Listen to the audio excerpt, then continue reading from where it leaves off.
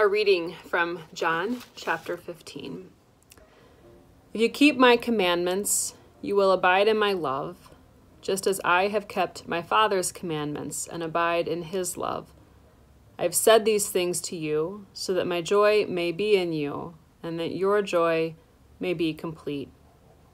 This is my commandment, that you love one another as I have loved you.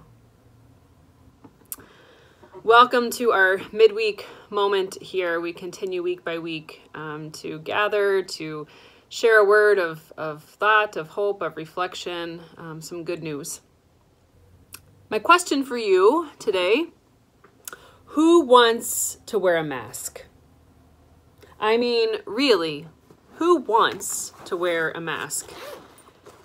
While they're cute, this one handmade by our very own Marianne Rivard, they're kind of hot in the sun. As long as I brushed my teeth this morning, the smell isn't too terrible, but still, it's not exactly comfortable. It's not exactly something we would all sign up for. Yes, please give me one of those. I can't wait to wear it all day long. And yet, many of us do. Who wants to wear a mask? But who wants to have to deal with coronavirus? Who wants to have to worry about whether their kids are going to be schooled online or in the classroom or a hybrid model? Who wants to live every day in fear they might lose their job because of the economic hardship placed on their community and in some cases on their families? Who wants to put themselves in the way of harm when it comes to COVID-19? Who wants any of this? None of us, of course. And yet, here we find ourselves. I think that it's really easy, that if we personally have not been touched by COVID-19, or we don't know of someone who has, or we're out and about and we see lots of other people going about their business without much thought to this disease, it's really easy to think it's not actually going to touch us, or it's not actually as harmful or dangerous as they say it is. It's really easy to not take it that seriously when it's not been a part of our intimate, individual, independent lives. But maybe some of you watching this do know someone who has suffered through COVID-19. Or maybe you do know someone who has died from COVID-19. My cousin Lee went through 2 agonizing weeks suffering from this disease. It was terrible, terrible. Right now, our family friends, Michael and Carmen, and their grown son, Jamil, have all tested positive for COVID. Carmen is at home, but Michael and Jamil are in the hospital, and Michael is currently on a ventilator. There's a real likelihood that his life is in grave danger.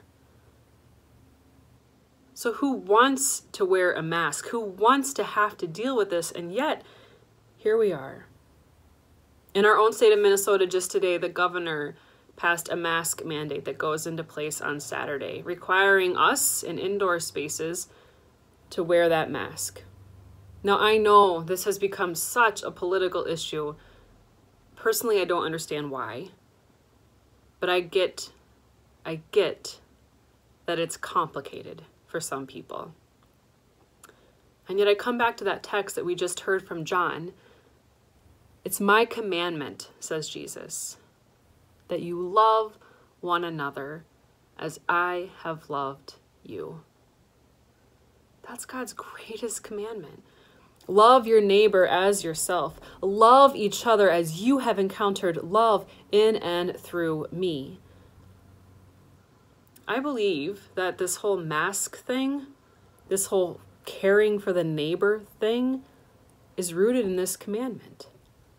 I mean, what would Jesus do? I don't know. I tend to think he'd probably put on the mask. Because it's caring for our neighbor, not just ourselves or our freedoms, but it's caring for our neighbor that leads us to cover up. That leads us to be so concerned about their health and their wellness that we're willing to look a fool with a mask, or we're willing to walk around even though it's uncomfortable and hot and we'd much rather not. That we're willing to take steps to make sure that not just they, but we, the whole of us, can proceed in this time and in this place as safely as possible. Nobody wants this. Nobody wants to feel so distant or disconnected. Nobody wants to feel so lonely. Nobody wants to feel like their freedoms, if you will, are put aside. But I also believe that nobody wants their neighbor to get sick. God forbid, end up on a ventilator, or worse yet, die, because we ourselves didn't do something as simple as a piece of cloth on our face to show that love to that neighbor. I share with you a blessing. Meta is a pastor in the Minneapolis area synod, and she wrote and published this book of ordinary blessings. There's a lot of lovely things in here, but there's one that comes from the section Blessings for Living with Each Other that I think is pretty significant for the time that we find ourselves in, even though she wrote this far before COVID was ever a thing. It's entitled For the Nation.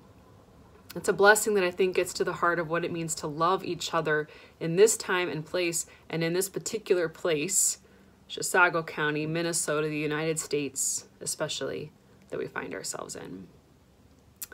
For the nation. It's easy to forget how young we are. Still a great experiment. Neighbors bound by ideals, and yet so often disjointed without them. The progress and the backlash can make us dizzy with hope and fear, for this is not organized or linear work, still becoming. We ride the rhythms of our country's better angels and deepest shame, so much striving in vain, since we do not remember every member or confess with our whole heart. And so we keep breathing and labor through these contractions of civilization, shouting in pain, pushing on instinct, desperate to meet the one we are still making, to hear her cry out, alive and free. Ask yourself this day, what are you willing to do to love your neighbor? Where are you willing to be a little bit uncomfortable, to put your stuff aside, our stuff aside, to care for those who are at risk, to care for ourselves by caring for the one next to us? This is my commandment, says Jesus, that you love one another as I have loved